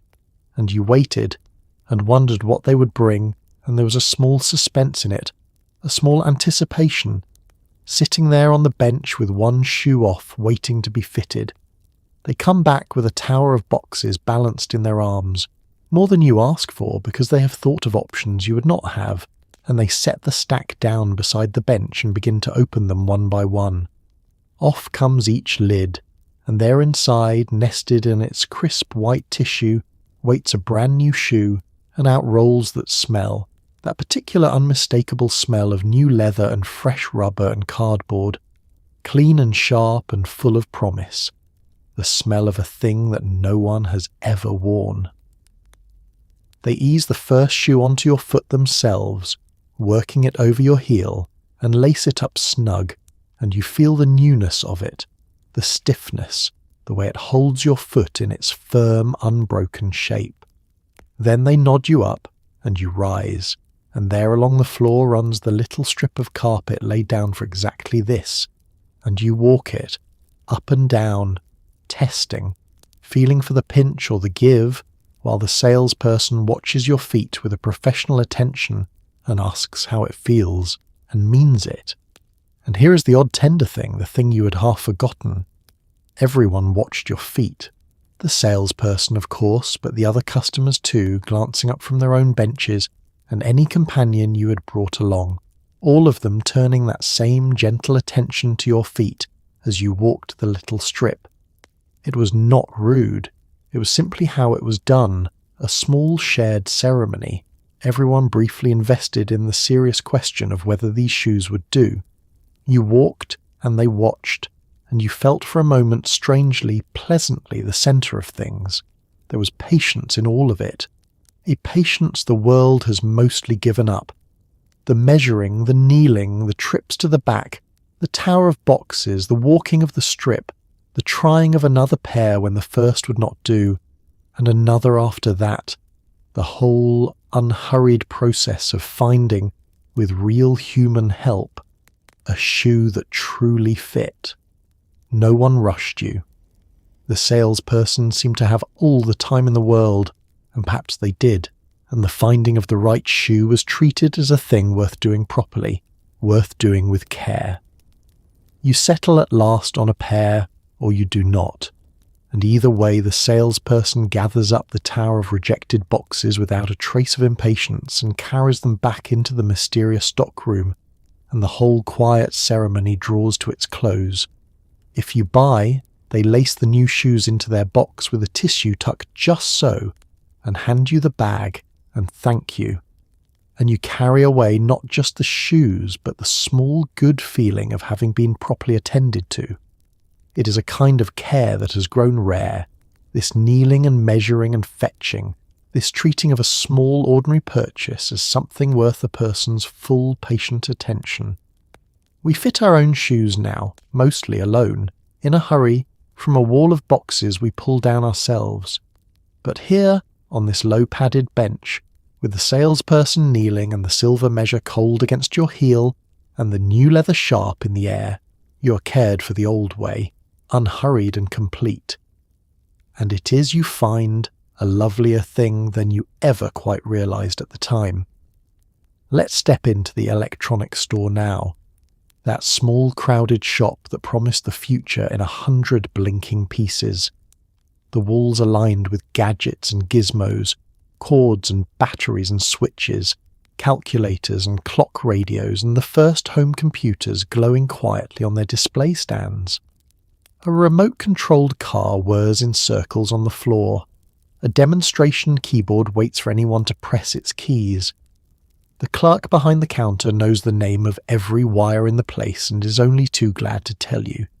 There is a hum of possibility in here, a sense that the world was speeding up, that tomorrow was arriving early, and that you were among the first to hold a small piece of it in your hands.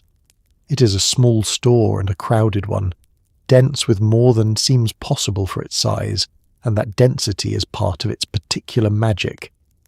Every wall is lined and every shelf is packed, and the packing is not the bright, playful jumble of the toy store, but something more serious, more technical, more grown-up. This is the store of switches and circuits, of the workings of things, and even as a child you sensed that here was somewhere the future was quietly being sold, piece by blinking piece, to anyone with the curiosity to want it. The walls hold 1,000 small mysteries, bins of components, resistors and diodes and little coils of wire, each in its labelled drawer, a whole alphabet of parts for people who built things you could scarcely imagine. Cords of every kind, coiled and hung, batteries in every size, from the great heavy square ones down to the tiny discs that ran a watch, switches and plugs and adapters and dials. It was a hardware store of the electronic age, and it hummed with the sense that all these small pieces were the raw material of something marvellous, if only you knew how to put them together. But it is the finished things that draw the crowd, the gadgets glowing quietly on their display stands, and you drift toward them the way everyone did. The calculators, arrayed in their rows, from the simple to the astonishing, some of them able to do things that seemed frankly like magic.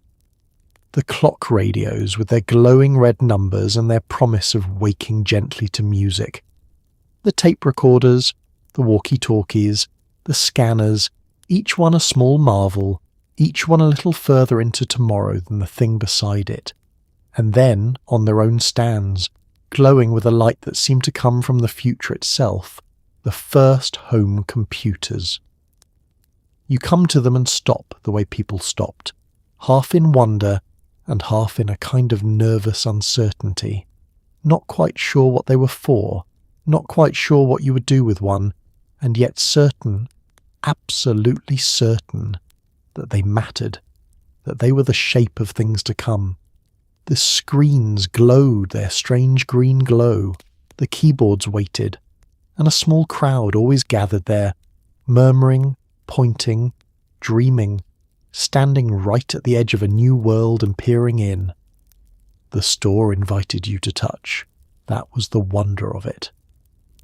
The demonstration keyboard sat out for anyone to press, and children hammered at it and watched the letters appear on the screen, as though they had performed a spell. A remote-controlled car whirred in tight circles across the floor, and a boy worked its controller with fierce delight, and everyone stepped around it, smiling. You could pick things up, turn them over, push their buttons, feel their weight, and in doing so hold a small piece of the future right there in your own two hands. The clerk was the presiding spirit of it all, and a particular breed of person, this clerk, who knew the name and purpose of every wire and switch and component in the place, and who was only ever too glad to tell you at length whether you had asked or not. Ask a simple question, and you might receive a small lecture, delivered with real enthusiasm, on how the thing worked, and why, and what you might do with it, and what was coming next that would do it even better.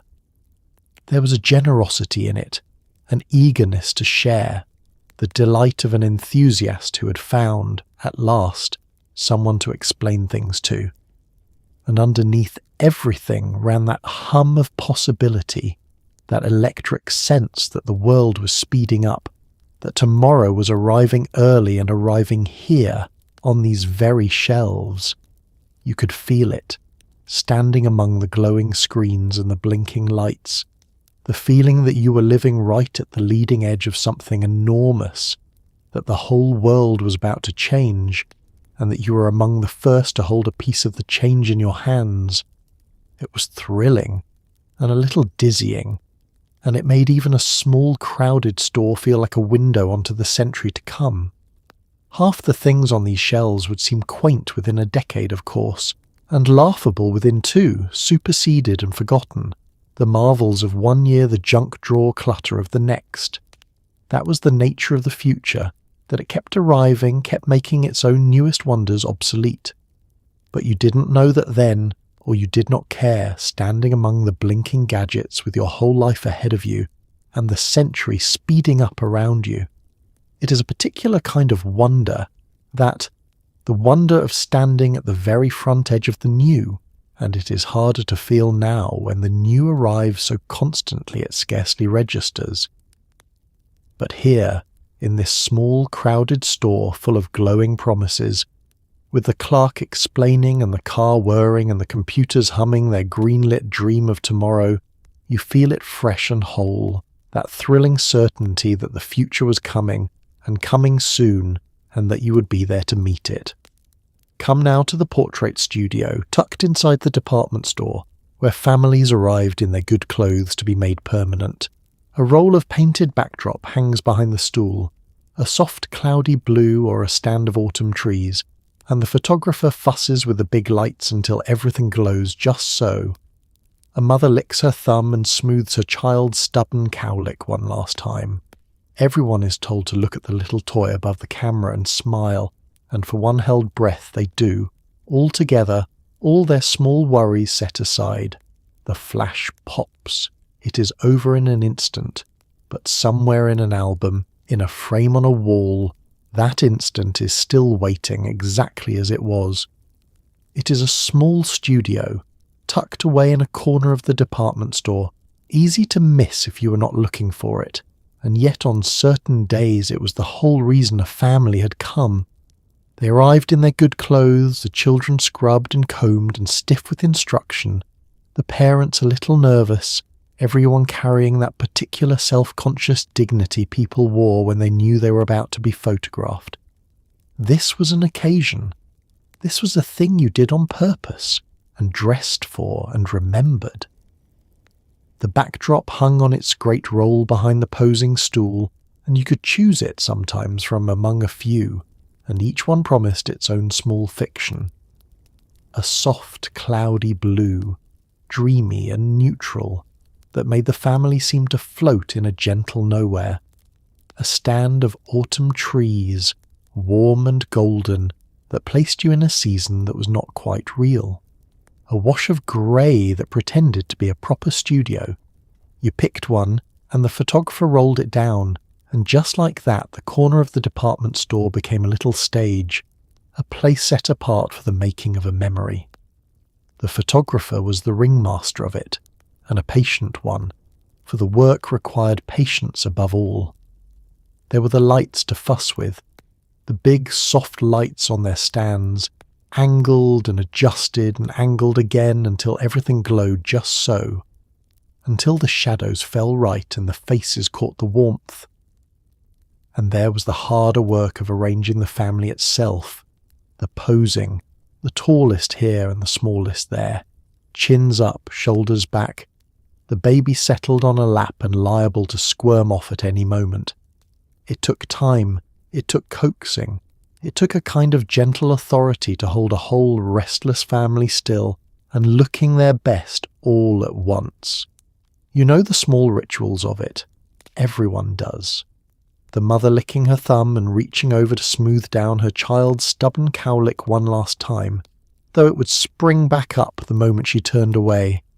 The father tugging at his collar, the children fidgeting, told again to sit still, to stop poking their sister, to please, just for a minute, behave, and the photographer waiting through all of it with a practiced calm, knowing that the moment would come, that families always settled in the end, that you had only to be patient and ready, then the camera and the little toy above it. "Look right here," the photographer would say, gesturing to some small bright thing perched atop the camera to catch the children's eyes. A puppet, a squeaking toy, a bit of foolishness deployed with complete seriousness. And the children looked, and the parents looked, and for one held breath the whole family arranged itself into a single facing forward smile. All their fidgeting stilled, all their small worries and squabbles set aside, everyone briefly and genuinely together, gazing at the same silly toy with the same hopeful smile. The flash popped, white and sudden, and it was over. That was the strangest thing about it, the brevity, how the whole long fuss of it, the good clothes and the driving over and the posing and the coaxing and the waiting, all came down to that one instant of light.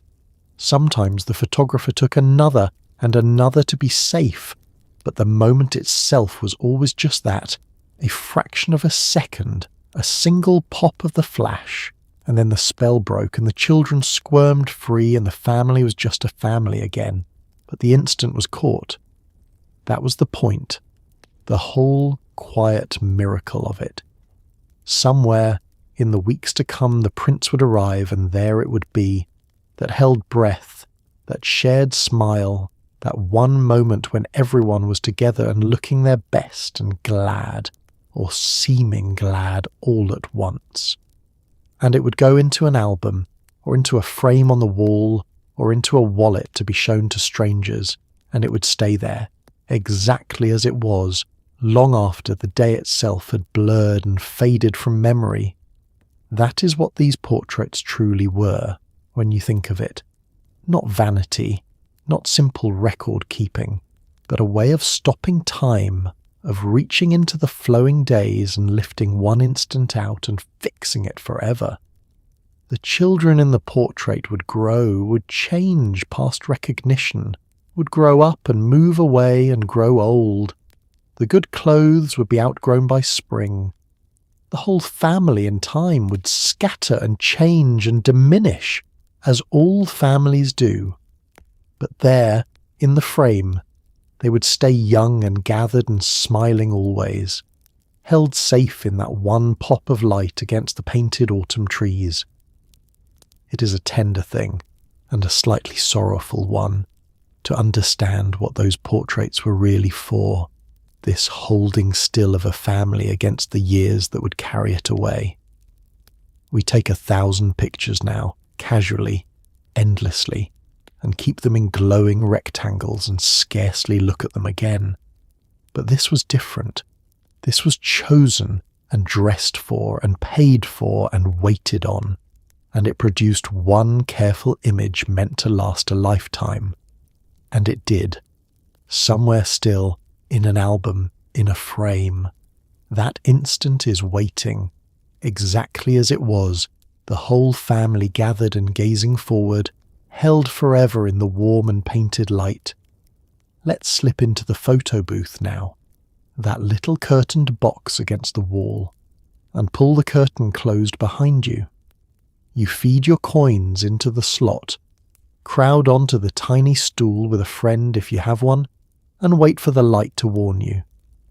Then the flashes come, 4 of them, quick and bright and startling, and you make a different face for each, silly and serious and surprised and laughing. Afterward, you stand outside together, watching the little machine hum and think, until at last the strip drops warm and damp into the tray. 4 small squares of a single silly minute, yours to keep forever. Simple as that. And somehow those little strips outlasted almost everything else. If the portrait studio was the grand and formal way of catching a moment, the photo booth was its wild little cousin, and you loved it all the more for that.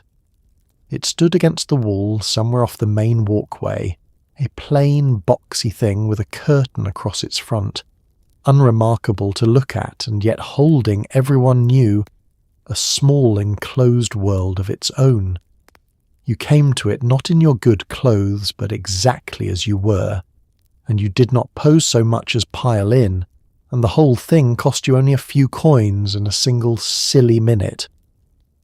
The curtain was the magic of it, the way it closed you off, the way pulling it shut behind you sealed you into a tiny private room right there in the middle of the public mall.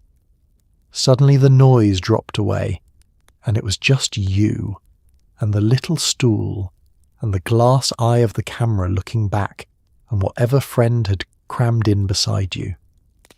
You crowded onto that too small seat together, shoulders jammed, heads knocked together, laughing already before a single flash had fired, because the sheer absurd closeness of it was funny, was intimate, was the whole point.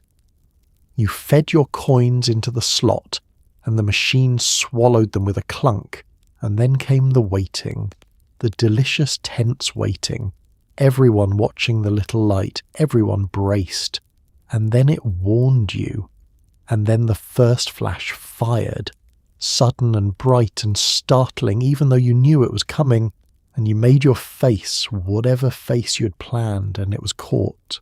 And then almost at once the second, before you had quite recovered, and the third and the fourth, quick and relentless, 4 flashes in a headlong rush that left no time to think, only to react, to mug and grin and gape and collapse into laughter.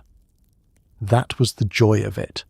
This speed, the way it did not let you compose yourself, the way it caught you mid-laugh and mid-surprise and mid-whatever foolishness you and your friend had cooked up. Silly for the first, serious, mock-serious, for the second, trying to hold it and failing, surprised for the third, eyes wide, and by the fourth you were both gone entirely, dissolved into helpless laughter, and it caught that too, the truest picture of the 4, the 2 of you creased up and howling in the little curtained dark. Then out you tumbled, back into the noise and the light, and came the second waiting, the best waiting, standing together outside the booth while the machine hummed and clicked and thought to itself, doing its mysterious chemistry somewhere in its innards. You could not see in. You could only wait and wonder how they'd come out and jostle each other and peer at the little slot where the strip would appear. It took ages, it seemed, that developing, far longer than the minute of flashes it recorded, and then, at last, the strip dropped down into the tray, and you snatched it up, and it was warm and faintly damp and smelled of chemicals, and there you were. 4 small squares of a single silly minute, the whole headlong rush of it fixed forever in grainy black and white or muddy colour. The silly face and the serious face and the surprised face and best of all the last one, the 2 of you laughing so hard your eyes had shut. You held it between you and pored over it and laughed all over again and argued over which square was the best. There was the small ceremony of dividing it too sometimes, the tearing of the strip so each of you could keep 2 squares, or the noble surrender of the whole thing to a friend, or the tucking of it into a wallet or a diary, or the frame of a mirror where it would stay for years. Because you kept these. That was the funny thing. These silly, grainy, accidental little strips, made in a minute for a few coins as a lark, you kept them, tucked them away, treasured them, in a way you never quite treasured the grander things. And they outlasted almost everything.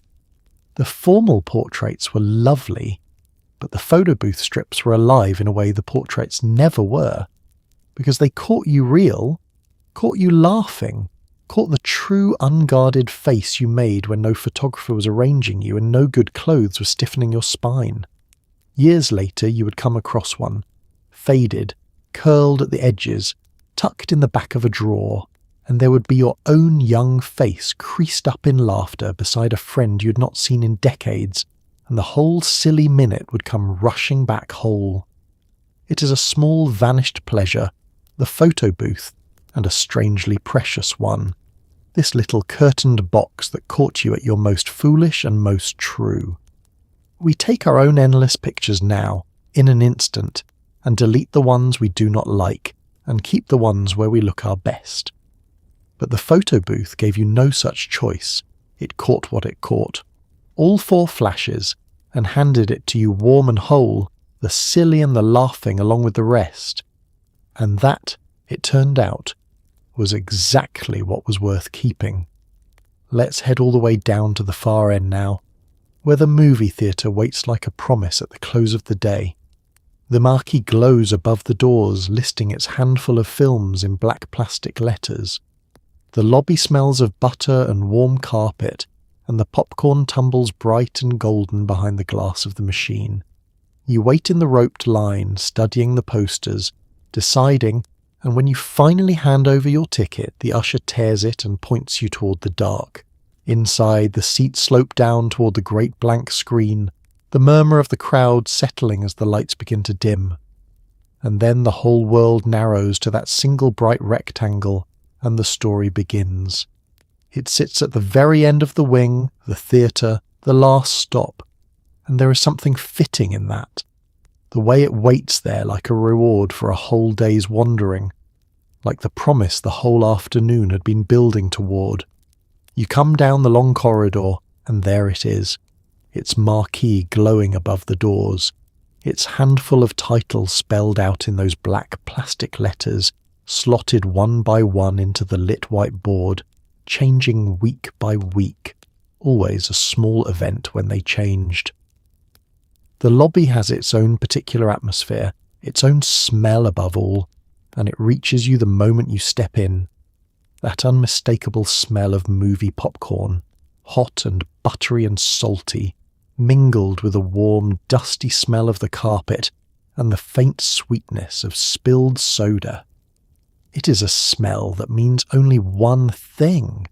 That means the movies, that quickens something in you the instant it hits. And there, behind the glass of the great machine, the popcorn tumbles, bright and golden, spilling and heaping. More of it than anyone could eat, popping merrily away and filling the whole lobby with its warm invitation. You take your place in the line, the velvet rope guiding you back and forth, and the waiting is part of it too. The studying of the posters on the walls while you shuffle slowly forward, the coming attractions, the films of the season, each one promising its own 2 hours of somewhere else, and you weigh them and you decide, or you have decided already, and simply savour the anticipation. The line moves. The people ahead of you buy their tickets and their snacks, and then it is your turn at the counter, and you name your film, and the small paper ticket slides across to you. At the doors to the theatres themselves stands the usher, and you hand over your ticket and they tear it with a practised motion, keeping the stub, handing back the torn half, and point you down the dim carpeted hallway toward your particular theatre with a word or two of direction. There is a small ceremony in that torn ticket, that passage from the bright lobby into the dimming hall beyond, the sense of crossing over, of being admitted, of the real thing about to begin. You push through the doors into the theatre and the dark folds around you, and you find your way down the sloping aisle, the floor tilting gently toward the great blank screen that fills the whole front wall, pale and waiting.